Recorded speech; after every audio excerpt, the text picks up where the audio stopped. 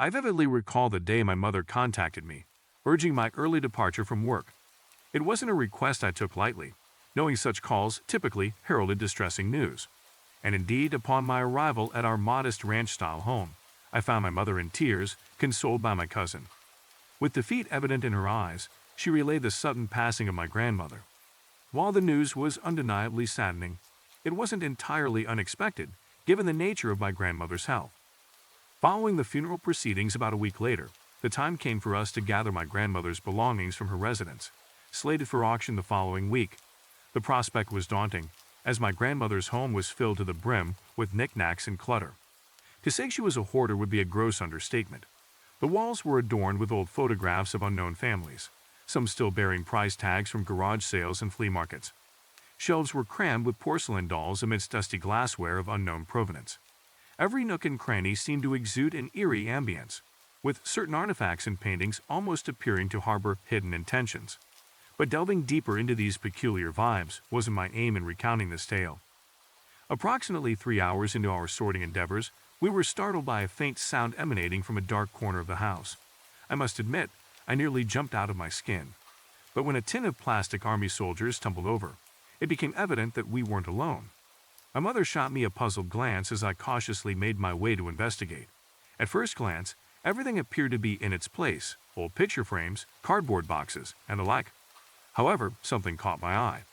A pair of small, yellow eyes peering at me from beneath an end table. As I approached, a small black cat with patchy fur emerged from the shadows.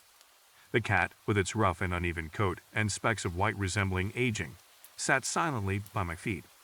I knelt down to meet the feline at its level, extending a hand in a gesture of friendship. It emitted a soft purr, rubbing its head against my hand before leisurely sauntering off towards the kitchen. Curious if my grandmother had owned a cat, I questioned my mother, but she professed ignorance. She suggested that elderly individuals often took in strays, speculating that it might have been a raccoon instead. Though I shrugged at the notion, I couldn't bring myself to abandon the creature to fend for itself. However, given my mother's allergies to cats, the responsibility of caring for the animal fell squarely on my shoulders. Thus, I resolved to take the cat home with me until I could locate its owner. However, locating the cat proved to be a challenge. Despite scouring every nook and cranny of the house, I found no sign of the elusive feline. Eventually, my search led me to a crack in the wall, a narrow opening just wide enough for a cat to slip through. Although I attempted to coax the cat out, my efforts proved futile. Frustrated but undeterred, I decided to resume my search the following day. The next morning, as we returned to the house to continue our sorting efforts, we were greeted by the sight of the same cat perched by the front window. It darted towards me as I opened the door, rubbing affectionately against my ankles. Sporting a leather collar bearing the name Tiny, the cat exhibited a peculiar fur pattern reminiscent of a lycoid breed. While my mother busied herself with the boxes, Tiny remained glued to my side, following me wherever I went. As twilight descended, we concluded our sorting for the day and prepared to depart. However, I noticed Tiny making a beeline towards the crack in the wall. Concerned that he might escape once more, I quickly intercepted him, determined to ensure his safety. Despite his protests, I managed to secure the cat in my car, intending to take him home with me until I could find his rightful owner. That night, as Tiny explored his new surroundings, his behavior took a turn for the worse. Displaying signs of distress and discomfort, he retreated into a corner, favoring one leg and exhibiting signs of lethargy. Worried for his well-being, I resolved to take him to the vet the following day. But the events that transpired that night would shatter any semblance of normalcy in my life. In the dead of night, I was jolted awake by a cacophony of crashing sounds emanating from the living room. Rushing out of my bedroom, I was met with a scene of utter chaos. Furniture lay overturned, possessions scattered haphazardly across the floor. It was as if a tornado had swept through the room, leaving destruction in its wake. Shocked and bewildered, I frantically dialed emergency services, struggling to comprehend the inexplicable devastation. As I awaited the arrival of the authorities, I noticed Tiny emerging from his hiding place, his demeanor strangely unaffected by the chaos surrounding him. His apparent indifference only served to deepen my sense of unease, as I struggled to reconcile his innocent appearance with the havoc that had unfolded. When the police arrived, they conducted a thorough investigation, but found no evidence of forced entry or theft. Puzzled by the inexplicable nature of the incident, they departed, leaving me to grapple with the aftermath of the night's events. But it was Tiny's behavior in the aftermath that truly unnerved me.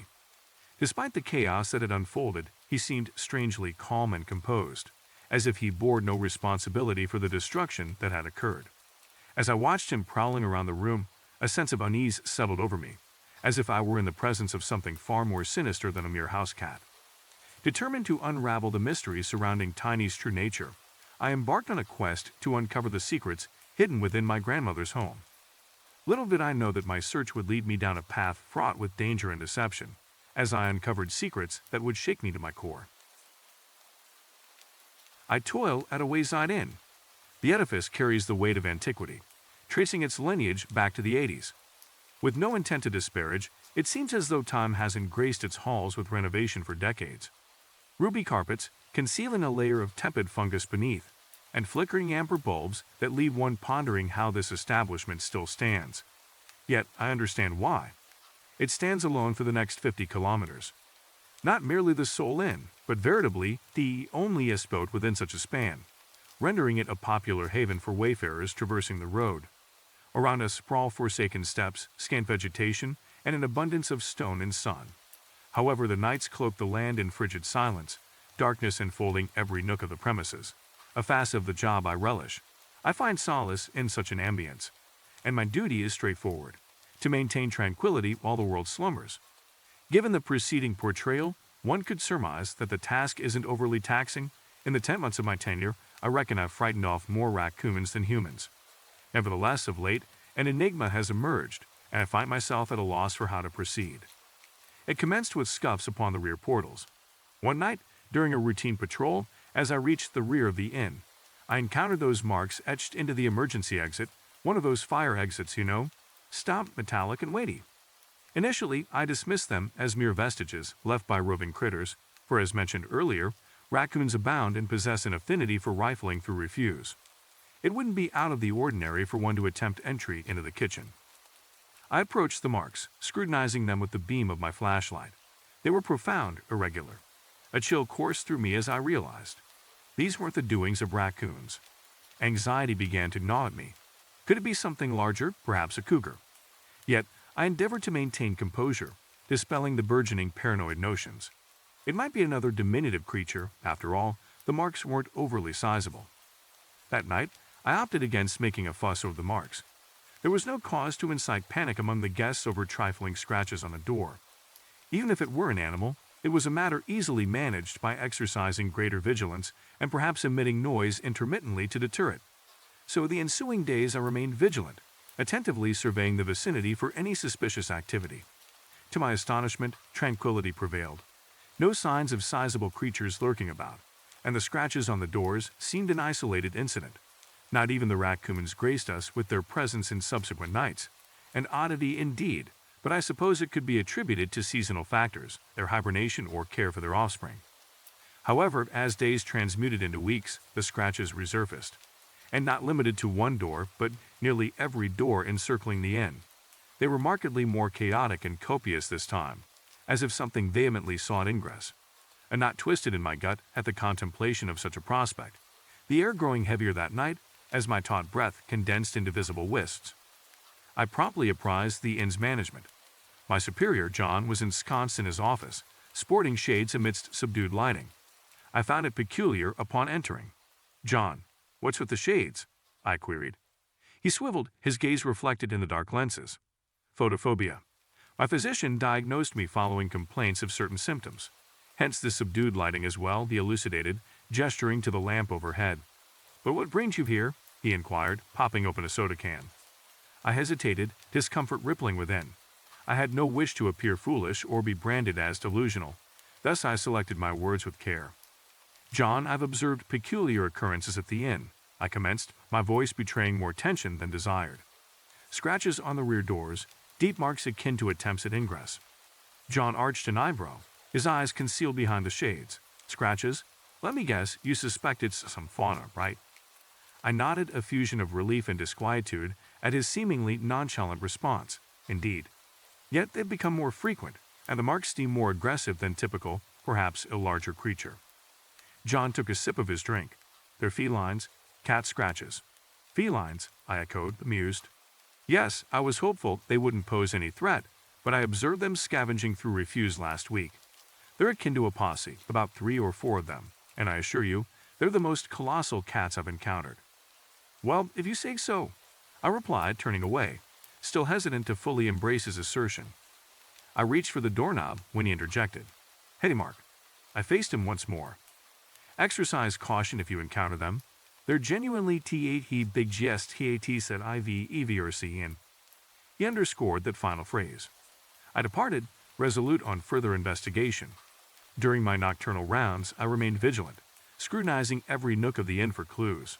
Yet, despite diligent observation, I found no trace of the cats John had mentioned. Nevertheless, as the calendar progressed, the scratches persisted, deepening and proliferating with each occurrence. The more I attempted to disregard them, the more they seemed to assail my consciousness, akin to evading thoughts of a pink elephant. One night, as I traversed the vacant corridors, a peculiar sound seized my attention. It was a faint, nearly imperceptible dragging, reverberating through the halls. Muscles tensed with trepidation as I discerned its origin, the rear door. I silently hastened toward the source, footsteps muted by the dense carpet, extinguishing my quivering flashlight. I intended to startle the intruder, yet prior to that, I yearned to ascertain its identity. Approaching the rear door, my heart raced, a blend of curiosity and sheer dread coursing through my veins. With bated breath, I inched closer, the dragging sound amplifying with each passing second. The creature was currently scratching at the door. Then, with swift motion, I seized the doorknob and, with cautious resolve, cautiously swung open the door, bracing for the sight beyond. What I beheld left me petrified with horror. At the threshold loomed a creature bearing no resemblance to any feline. Its thermal covering was slick and pallid, a slender, elongated form bedecked with segmented rings. It bore semblance to a colossal worm. At the terminus of its tail, a barb, a formidable claw with which it presumably etched the marks. Rising, it pivoted toward me, revealing a coil of fine, jagged dentition within its maw. My eyes widened in terror at the spectacle. My mind recoiled, refusing to process the aberration before me, a frigid shiver coursing down my spine as terror laid claim to my senses. The entity pulsed in a disconcerting manner, inducing waves of nausea. Emitting a guttural, resonant hum, as though sampling the ambient atmosphere, the creature took notice of my presence. I recoiled, instinctively illuminating it with my flashlight. Instantaneously, a ghastly, strident wail rent the air. The creature recoiled, writhing, before bolting, circumnavigating the inn and veering toward the entrance. Trembling, I hesitated momentarily ere trailing the creature. My mind in disarray, one certainty emerged. Comprehension of the entity's nature was imperative. Hastening in pursuit, envisaging the perils it posed to the receptionist, I rounded a corner, only to collide headlong with John, resulting in both of us sprawling backward.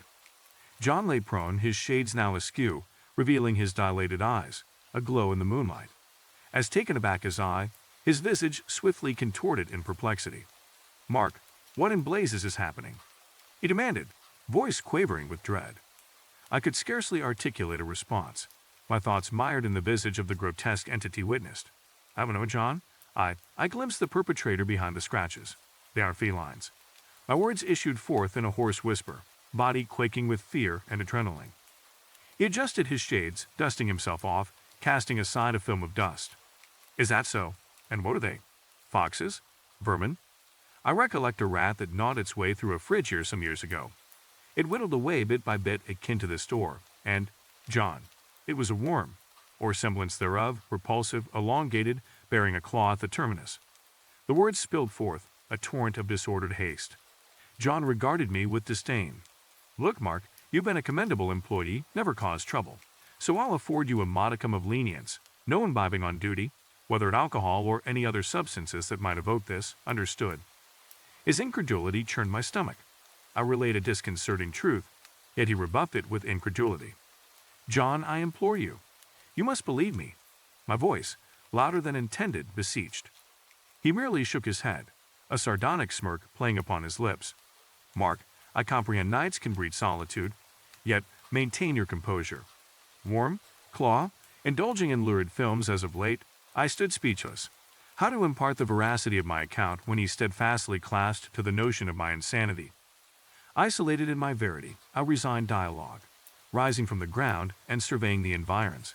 Noting the entity's absence, it had vanished, leaving in its wake solely the scratches emblazoned upon the doors and a burgeoning sense of terror. Perhaps I'd advise you cleanse your visage and partake of some coffee. The machine over yonder proffers it, John suggested, flipping a coin in my direction ere retreating into the inn, his countenance a tableau of disbelief. Heart-heavy, mind tumultuous, I adhered to his counsel, venturing to the staff lavatory. As frigid water sluiced over my countenance, thoughts turned to harrowing specters and uncertainties. I knew what I had witnessed, yet devoid of John's validation, I felt increasingly isolated. Each time eyelids shuddered, the abhorrent image surged forth, the repugnant entity. Emerging from the lavatory, en route to the coffee machine, hands quivered involuntarily. Each subtle sound reverberated like a harbinger of peril, evoking trepidation-laden glances over my shoulder. Regardless of the comforting warmth the beverage bestowed, it proved inadequate in fully dissipating the fear that clung like a malevolent specter. Seated in the vacant lobby, gaze transfixed upon the abyss beyond the windows, a shudder coursing my spine as I contemplated the unseen perils concealed within that gloom. Hours waned, and tranquility began to reclaim its domain. Approaching 4 a.m., the night's vicissitudes seemed naught but a feverish dream, one I might have readily dismissed were it not for subsequent events. During a final perambulation along the exterior perimeter, a noise, familiar yet disquieting, assailed my senses. That low, guttural resonance, akin to that emitted by the entity. Heightened vigilance discerned its origin. One of the windows. Swiftly I approached, realization dawning as to whose chamber it was. Peering through the pane, why, dear Providence, did I succumb to curiosity? It was John's chamber. He sat at his desk, obscured from view, engrossed in activity upon the computer. Abruptly he ceased, arms slackening to his sides, cranium descending upon the keyboard. The tendrils of hair adorning his nape commenced undulating in an eerie fashion, and I scarcely suppressed a retch as bile threatened descent. From his cranium, the repulsive entity commenced emergence, a serpentine form slathered in gore and adipose. The selfsame worm I beheld erupted from John's inert frame, writhing in perverse delight. Paralyzed gaze fixated upon the abhorrent spectacle, I bore witness to the entity's progression. It slithered, dislodging from its host, traversing the chamber floor toward the egress, leaving a trail of viscous residue upon the carpet. Heart pounding in my chest, mind a tumult of panic and confusion. I bore witness as the entity manipulated the doorknob with its tail, granting egress. Compelled by curiosity, I retraced my steps to the lobby, resolute in unearthing evidence to comprehend the inexplicable. As I traversed the desolate corridors, paranoia ensnared me. Every faint sound prompted startlement. Every shadow portended imminent peril. I felt akin to prey ensnared, encircled by an unseen adversary. Thus, I encountered a partially ajar door, feeble illumination emanating from within. Instinct propelling me forth, I approached, heart quickening in anticipation of what lay beyond. Gingerly, I nudged the door ajar, and the tableau that greeted me instilled a frigid terror. The entity perched beside a slumbering guest, a proboscis extending from its maw into the somnolent individual's oral canal, pulsations indicating a transference of sorts from worm to human. Inference led to the conclusion of fertilization. It was depositing ovum within the host. With cautious tread, I crept toward the entity, hitherto unacknowledged of my presence. Bereft of weaponry, I seized the nearest implement, a table lamp, and prepared to strike. With a cry of desperation, I delivered a decisive blow to the entity, targeting its repugnant cranium. The lamp shattered upon impact, a dull thud reverberating through the chamber. The entity emitted a piercing shriek of anguish, writhing in response to the onslaught, retracting its proboscis. Yet I did not desist. Adrenaline coursing through veins, I continued the assault, each blow endowed with fervor. With each strike, the entity convulsed in agony, emitting anguished cries. Ultimately, with one final decisive blow, I succeeded in crushing its cranium. It quivered momentarily ere succumbing to inertia. I ensconced the entity within a receptacle, apprehension still reigning lest it revive, and disposed of it within the commode, securing the lid with a sturdy stool. Breathless and perspiration-laden, I surveyed the slumbering guest, countenance pallid and contorted. Had he borne witness? Assisting him to his feet, I proffered a concise elucidation of the events. He regarded me with incredulity. Together we departed the chamber, making way to the reception, whereupon I contacted local authorities. Aware of their inevitable incredulity, I attributed the scenario to discovering John unconscious within his office, unresponsive. As they pledged their arrival, apprehension pervaded the air at the recurrence of the ghastly scratching noise emanating from the rear. I implored the aided guests to remain stationary and avoid unlocking the door, even if suspicion arose. Departing the inn, I hastened toward the rear door, anticipatory of the imminent revelation. The air, cold and arid, irritated my throat with each rapid inhalation. Upon reaching the rear facade, flashlight poised, I discerned the source of the infernal scratching. It was a feline, robust in size, yet a feline nonetheless, scratching at the door. "Depart, friend. This locale harbors danger," I warned, gesturing to deter it. Startled, it emitted a growl, the most disconcerting aspect being the sight within its maw, a spiral of teeth, the tubular, repulsive form. I recoiled, hastening within the inn, securing the entrance. The constabulary arrived anon. Ultimately, they conveyed John's remains for autopsy, hinting at an investigation into the peculiar door markings.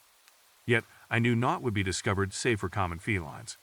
Isolated in my verity, the weeks following witnessed alterations within the inn. The scratches vanished mysteriously, and raccoons resumed their reign as prime nuisance, oblivious to the nocturnal terror that transpired. Nevertheless, a persistent disquietude pervaded, as though merely a hiatus, a period of dormancy. Departing the inn's employ, I distanced myself from that accursed locale. Yet the recollections of that ordeal linger, a specter haunting my every reverie, tormenting me with recollections of the loathsome entity and the scratches harboring a dark secret. Despite attempts to consign it to oblivion, one truth remains immutable. Feline scratches shall never again be mere innocuous blemishes, and the terror experienced within that inn shall eternally haunt my slumber. Life hadn't been kind to me lately when I received the call. My heart raced as I crossed the hotel room to answer. "Hello," I croaked. "Your flight departs tomorrow at 9. You've been personally sanctioned by the shadow figure." The line clicked off. Sweat trickled down my brow. A notification pinged on my phone. Glancing down, I found an e-ticket in my inbox. Moments later, another ping announced a hefty deposit of Monero into my account. When folks hear of a malevolent conglomerate ruling a nation, they might envision something akin to resident malevolence, where the sentinel conglomerate controls and decimates entire cities with an unyielding grip.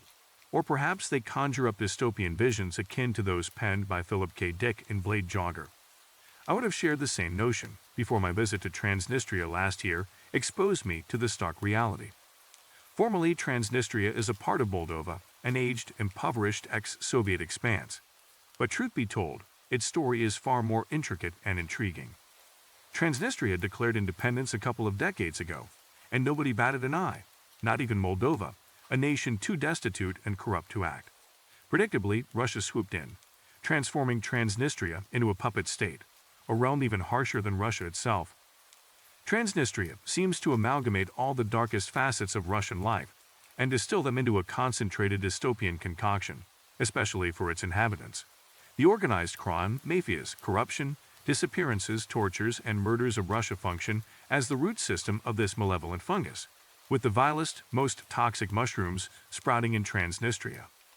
Touching down in Moldova, the plane skimmed over endless rows of dismal apartment blocks, crumbling streets, and belching factories. These bleak ex-Soviet cities always brought to mind George Orwell's 1984. Even the colors here appeared drained, as though life, hope, and dreams had been siphoned from the very earth.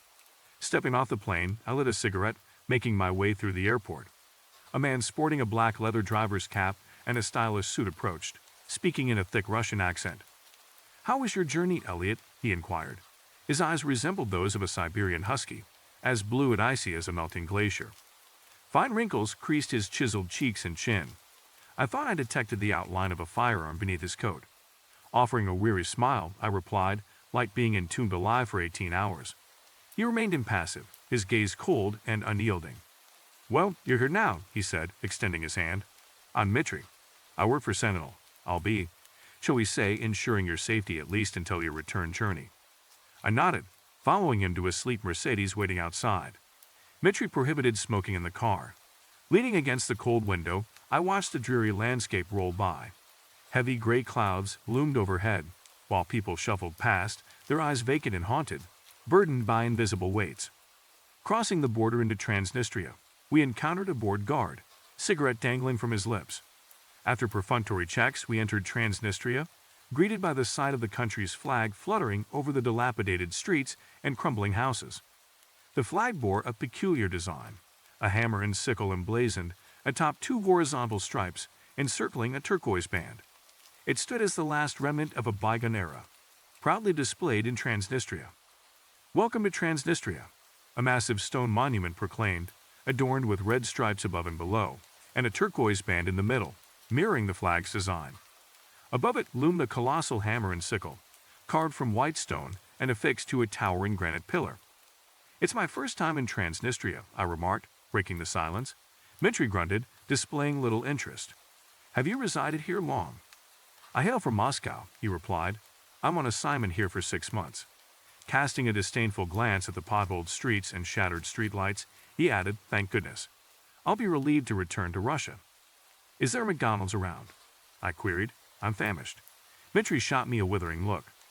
"McDonald's and Burger King are non-existent in Transnistria," he stated flatly. "But we had a local beef establishment." "Forget it." I sighed as he continued deeper into the country. The vehicles resembled relics, with many barely clinging to functionality. The newer models bore a distinctly Russian imprint. The cacophony of mufflers falling off and engines backfiring echoed through the cracked streets like gunfire. Following a winding river through desolate terrain, we arrived at a sprawling complex. Armed guards flanked a black gate, brandishing automatic rifles. The Sentinel emblem adorned everything, a Western-style badge behind bold blue lettering, Sentinel EL. Mitri exchanged words with the guards in Russian. Their attire bore medals from the Russian military. One disappeared into the guardhouse, returning to trigger the gate's slow, creaking opening. "Your task is relatively straightforward," Mitri explained as we traversed the colossal corporation's corridors. Rows of prison cells lined the passage, with emaciated faces peering out. "You merely need to transport a solitary vial to the United States." "Is this a prison or a corporation?" I gestured to the line of captives. Every cell housed at least one individual, many exhibiting signs of torture or experimentation. Fresh surgical scars marred their faces, hands, arms, and chests. Further along, numerous inmates appeared wholly deranged. They clawed at the metal bars, teeth gnashing, emitting animalistic howls. The final few barely resembled humans at all, sporting long, greasy hair and glinting fangs, their yellow eyes aglow. "What are they?" I gasped. "Mutants? Enhanced soldiers? Werewolves?" "Sentinel has diverse ventures," Mitri replied. "While most profits stem from alcohol, tobacco, and weaponry, we engage in, shall we say, covered pharmaceutical endeavors.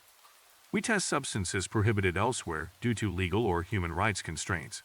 He spat out the last words with evident disdain. "And the vial?" I pressed. "Is it connected?" "That's not your concern," Mitri retorted.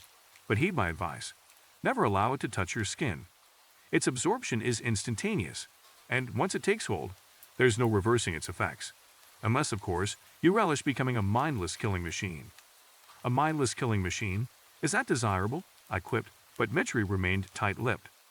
Sentinel arranged accommodation in a local Transnistrian hotel for the night. My departure for Moldova was scheduled for the following day, with plans to rendezvous with Russians in New York City for the vial handover.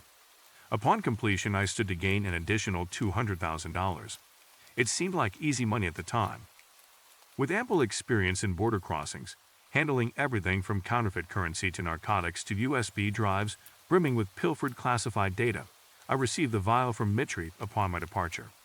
It resembled clear water, prompting suspicions of jest or test.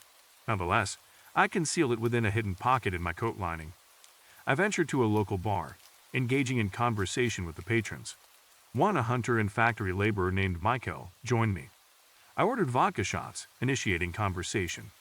He recounted tales of nocturnal hunting bands and mysterious deaths in the region.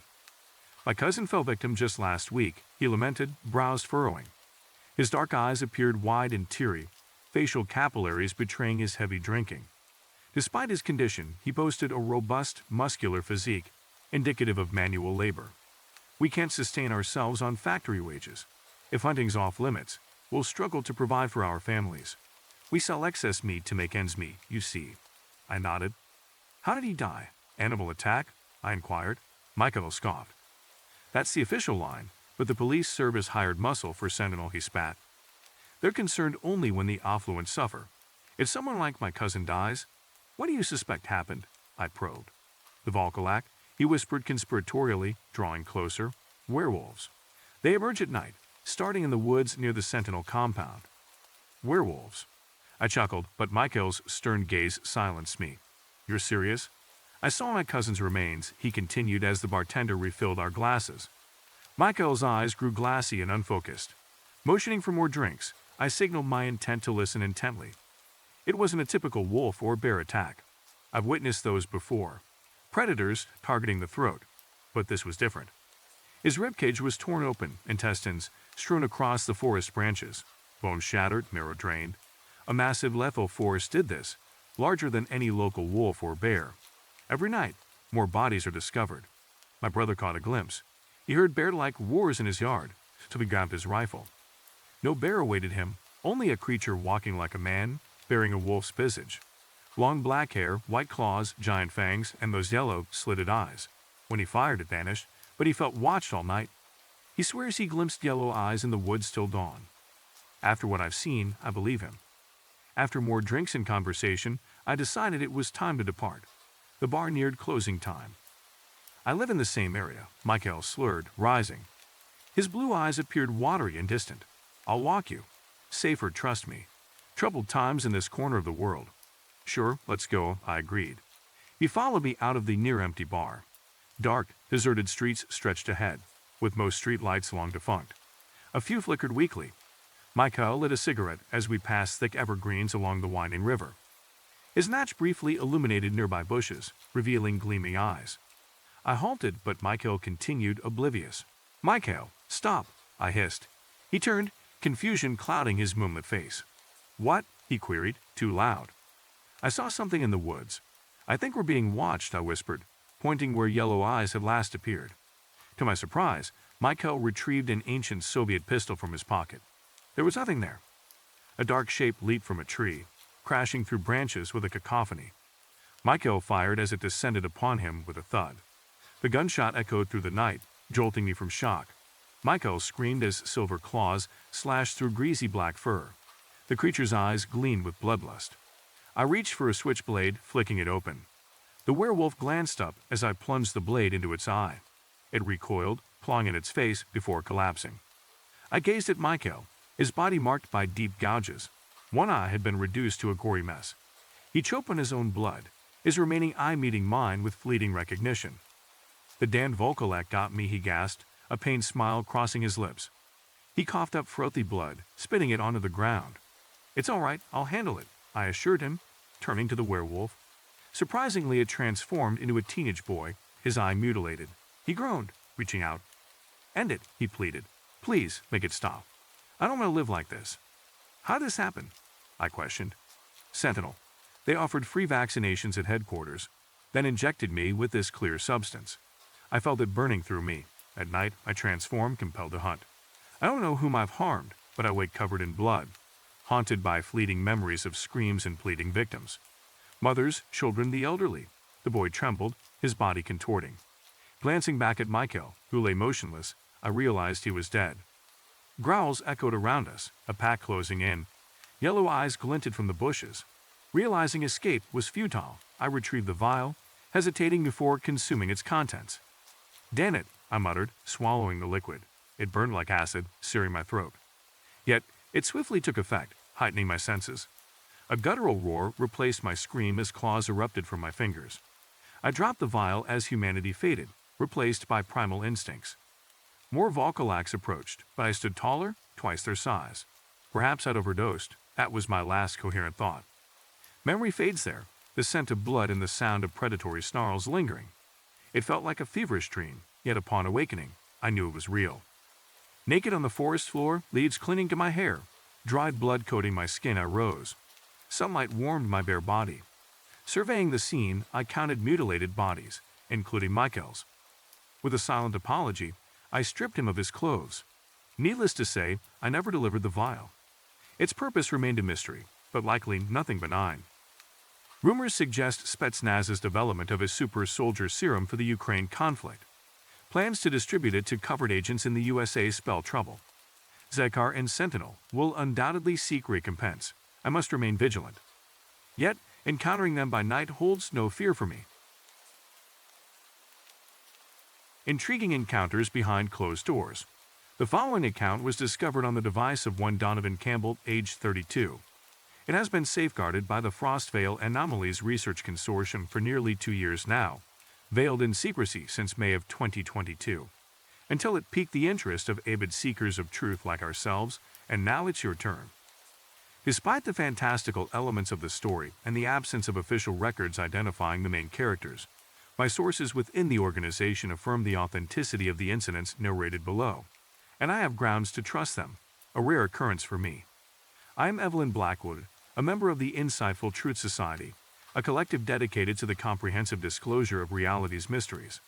Unlike the conventional minds at the FIRC, we believe that those drawn to enigmatic realms deserve enlightenment, and our efforts are tailored for them. This marks our first attempt to share our discoveries on this platform, and I hope that our kindred spirits may find it illuminating.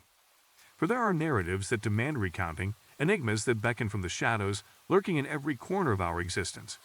It is the birthright of every individual to comprehend the truths of our world. And locales like Frostwood, tales akin to that of Donovan Campbell, are not solitary occurrences. I suppose that suffices from me, at least for now. Stay cautious, stay insightful, and view the unknown with an astute gaze. Evelyn Blackwood. Frostvale Anomalies Research Consortium. Case hashtag 1263. File name. Behind the closed portal. The night prior to the commencement of all that ensued, I experienced a nightmare. It is only now, amidst the unfolding horrors and events of that day, that I recollect it. It's curious how memory operates in such a manner. I commence with this because I have come to realize that it was truly the genesis of it all. That morning, I could scarcely recall it, although its residue seemed to linger well into my waking hours, an unease accompanying me throughout my morning repast. Now, I find myself revisiting it, akin to unearthing a forgotten memory, pondering if there's any redemption for me. In my dream, a tempest raged, the kind that defies description. It was as though the very essence of the word had descended into a tumultuous abyss of biting frost and gales. I sensed, somehow, that I was home, or close enough, yet simultaneously, every stride, irrespective of the direction, seemed to draw me deeper into the frigid abyss. The chill was profound, seeping into my very marrow, and all I comprehended was the imperative to depart from that place. That's when I perceived it, akin to a melody resonating from the heart of the raging tempest, faint at first, but crescendoing with each stride, until amidst the whiteness I discerned a presence. A portal. Standing resolute and untouched, oblivious to the absence of any structure around it, at a distance. Yet there was more, a sensation emanating from beyond the slightly ajar portal, through which I glimpsed a sliver of darkness, as though something awaited on the other side, beyond the tempest. A yearning seized me, akin to hunger, but solely for the warmth I perceived lying just beyond the threshold. Before I could restrain myself, I was advancing towards it, then I was sprinting, with such velocity and determination that I felt more primal than sentient, singularly focused on reaching the other side, forsaking that place. I woke the following morning, the remnants of the nightmare dissipating in an instant, though the disquiet lingered, along with the chill in the air. I didn't need to glance outside to ascertain the presence of snow on the ground. I digress. Commencing something like this is unfamiliar terrain for me. A salutation feels awkward, considering I'm solitary as I transcribe these words. However, someone will eventually peruse this if it is to serve any purpose. It has been nearly 24 hours since the commencement of these occurrences, and I find myself at my wit's end. Thus, I document these events in the hope that they may serve as a chronicle of my spouse, Willow, and my predicament. My partner has never exhibited proclivities towards superstition, quite the contrary. Throughout our decade-long acquaintance, she has been astute and analytical, to a fault. Willow has always been voluble, elucidating every facet of her current fascination, her hazel eyes dissecting the world with a blend of curiosity and wonder. I've often attributed it to her fervor for the sciences, a trait I cherished, and one that served her well in her vocation as an anthropologist.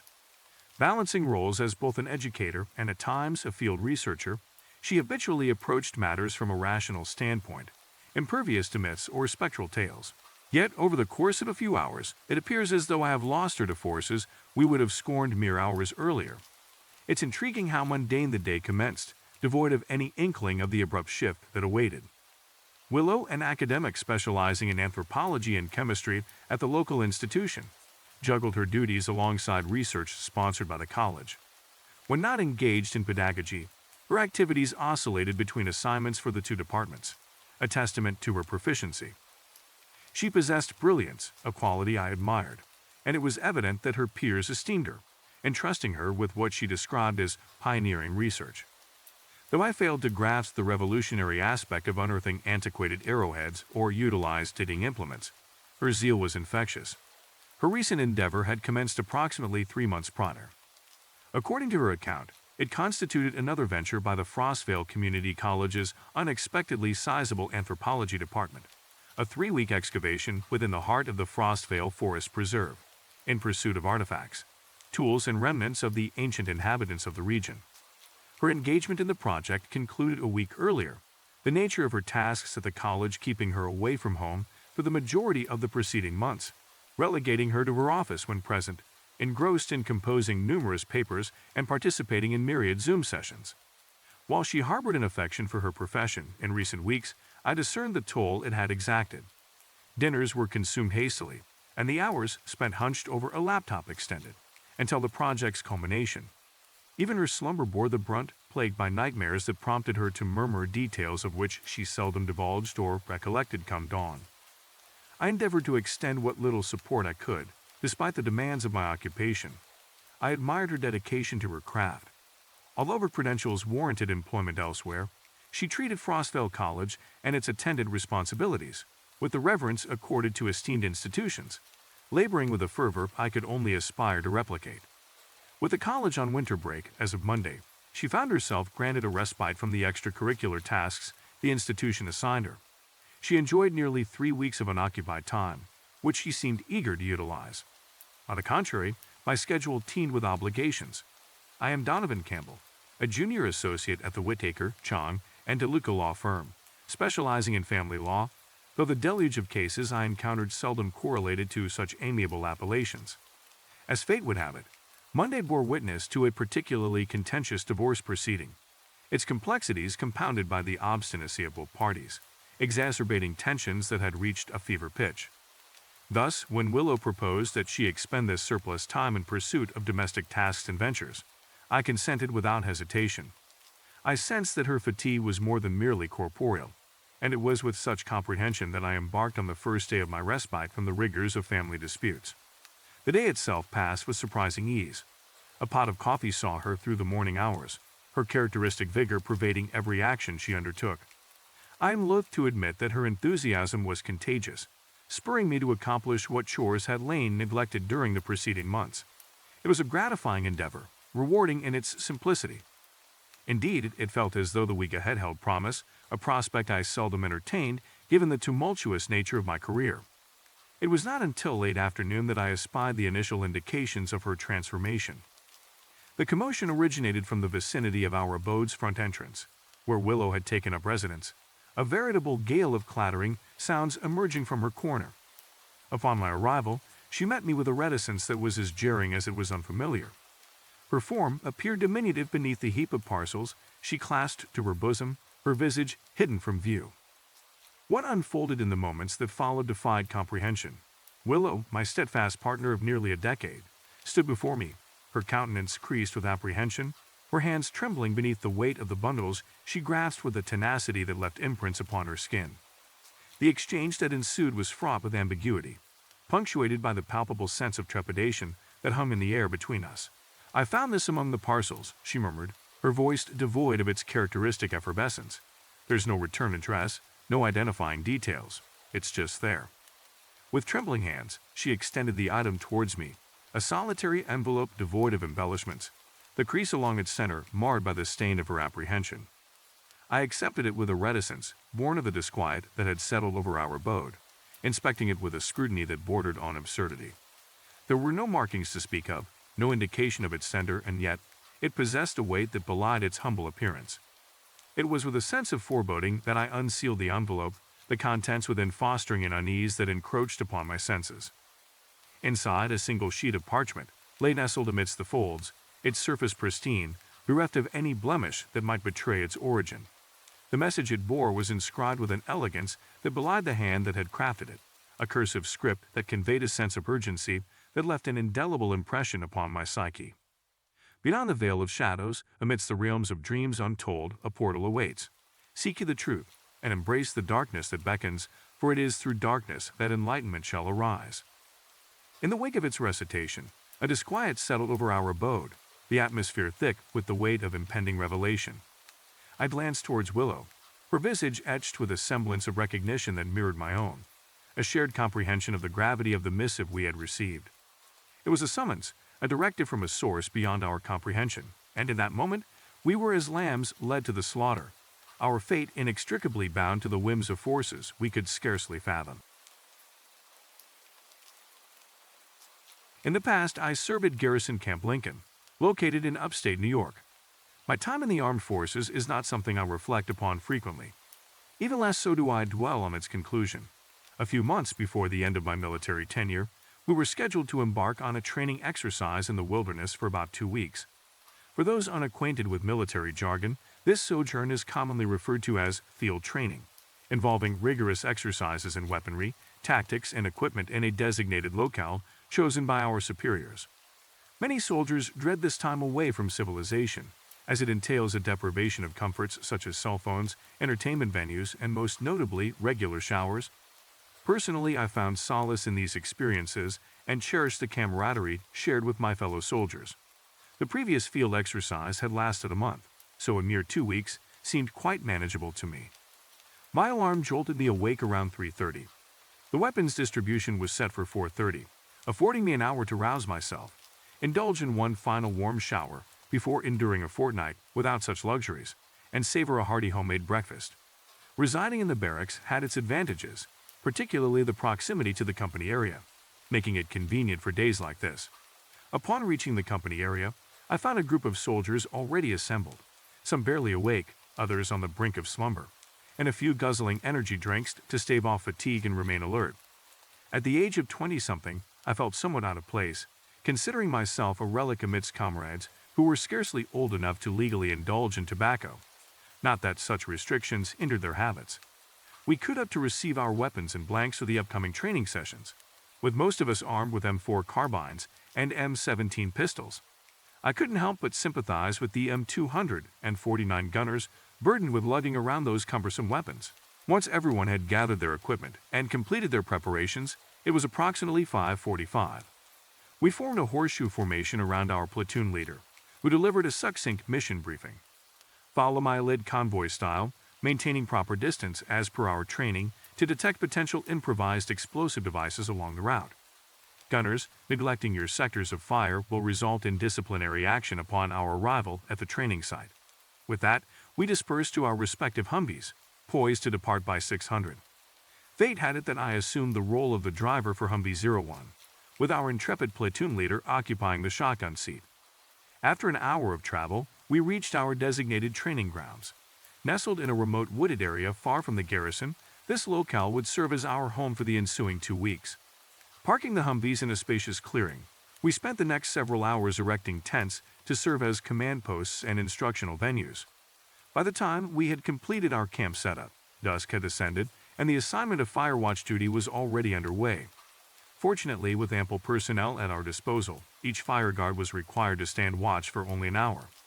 I drew the short straw, finding myself roused from sleep to assume my sentry duty around 300. Relieved of my duties by the preceding guard, I was furnished with night vision goggles before making my way to the makeshift guard post within the camp confines. Positioned atop the Humvee, I descended into the gunner's hatch. The majority of my watch transpired uneventfully, as is often the case with fire guard duties. I took the opportunity to acquaint myself with the night vision goggles, marveling at the clarity they afforded in the darkness. The dense foliage of the surrounding woods was rendered eerily visible, bathed in a spectral green hue. Amidst my observations, I caught sight of 2 soldiers, both married, sneaking away from camp for a clandestine rendezvous. Opting to afford them their privacy, I shifted my gaze elsewhere, only to discern a disconcerting sight. Struggling to maintain wakefulness, I discerned a figure amidst the trees directly ahead of our encampment, approximately 100 meters distant. Though shrouded in darkness, the figure appeared to fix its gaze upon me, evoking an inexplicable sense of scrutiny. Startled by the alarm on my wristwatch, I momentarily averted my gaze, only to find the figure vanished upon my return. Rationalizing the encounter as a trick of the tired mind, I endeavored to dismiss it from my thoughts. Fatigue weighed heavily upon me, and I attributed the sighting to mere hallucination. Relinquishing my post to the succeeding guard in accordance with the roster, I sought respite within the shelter of the Humvee. Mindful of the unreliability of my senses in the throes of exhaustion. Awakening at approximately 800, I partook of breakfast before commencing our initial lesson in land navigation. Fortunately, the responsibility of cartography was not entrusted to any hapless lieutenants. Dividing into triads, we ventured into the woods, tasked with navigating to designated coordinates, where various objects awaited discovery. The untamed wilderness posed myriad challenges, necessitating vigilance against treacherous terrain and indigenous wildlife. Several miles into our excursion, we reached our first objective, a solitary marker adorned with a photograph depicting a young soldier, identified solely by a first and last name. Seizing the opportunity to document our progress, I captured a photograph with my cell phone. As the day progressed, our journey led us deeper into the woods, with the setting sun heralding our return to camp.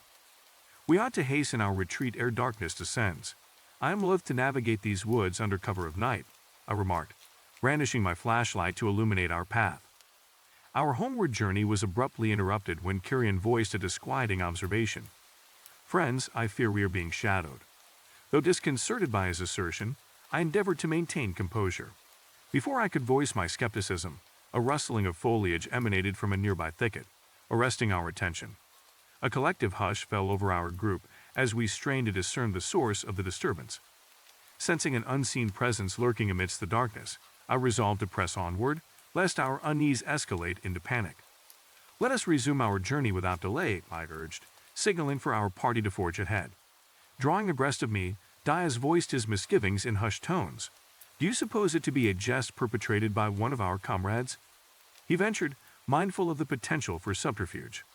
"Whatever the case, it behooves us to remain vigilant," I cautioned, resolute in my determination to forestall any untoward developments. Continuing our trek with heightened vigilance, we remained attuned to the slightest aberrations in our surroundings. The semblance of normalcy was shattered when, approximately a mile from camp, our apprehensions were realized. A spectral figure darted past us, its form obscured by the darkness. Attempts to illuminate the interloper proved futile, as it vanished into the gloom. Yet the presence of glowing orbs amidst the shadows betrayed the proximity of our pursuers. Countenancing a growing sense of dread, I discerned the malevolent gleam of eyes trained upon us, their inscrutable intent belying a feral menace. Amidst the chaos, a fusillade erupted from the darkness, punctuated by anguished cries and frantic shouts. Adrenaline coursing through my veins, I reacted instinctively, rallying my companions as we fled in disarray. The cacophony of gunfire and guttural snarls reverberated through the forest, amplifying our terror as we plunged deeper into the heart of darkness. Amidst the chaos, I became cognizant of a looming presence at my side, its form obscured by the shadows. With mounting trepidation, I realized that my companions had fallen silent, their fates unknown amidst the maelstrom of carnage. Bereft of recourse, I surrendered to the paralyzing grip of terror as the darkness enveloped me. When consciousness returned, I found myself incarcerated within a makeshift brig, my limbs bound in restraints as sentinels stood vigil over me. My entreaties fell upon deaf ears as my superiors sought answers to the inexplicable horrors that had transpired. Though my account was met with skepticism, the revelation of a second encounter lent credence to my testimony. The ensuing hours passed in agonizing anticipation as the camp braced itself for the onslaught that loomed on the periphery of our consciousness. The deafening roar of gunfire heralded the onset of hostilities, prompting a frenzied response from the beleaguered defenders. In the ensuing chaos, I seized upon a fleeting opportunity, securing a means of escape amidst the turmoil. Fleeing into the night, I navigated the labyrinthine corridors of the forest, the specter of death dogging my every step. Miraculously eluding the clutches of my pursuers, I emerged from the crucible of terror, battered yet resolute in my determination to expose the horrors that lurked within the heart of darkness. Though the scars of that fateful night may never fully heal, I remain steadfast in my resolve to shed light upon the malevolent forces that conspire against us. And as I cast my gaze upon the receding horizon, I am reminded of the fragility of our existence amidst the encroaching shadows of uncertainty.